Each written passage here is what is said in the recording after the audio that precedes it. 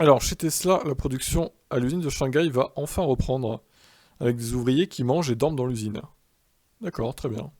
C'est un vrai problème, hein, ce pays avec le Covid, c'est une obsession, quoi. Tesla vient de redémarrer la production dans sa giga de Shanghai, mais au prix de conditions de travail très particulières pour les milliers d'ouvriers de l'usine. La Gigafactory se situe en effet dans une zone de confinement, si bien que les ouvriers sont obligés de manger et dormir dans les locaux de l'usine, afin de maintenir la production, sans risquer le cluster.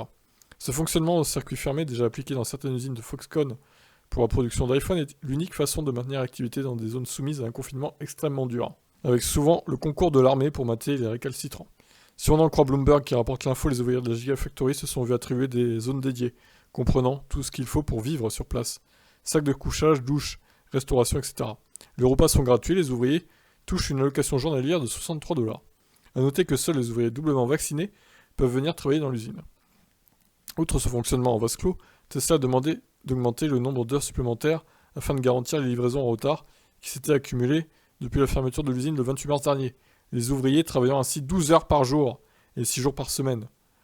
Le VO prix de l'enfer sur Terre. Ouais, putain, c'est dur.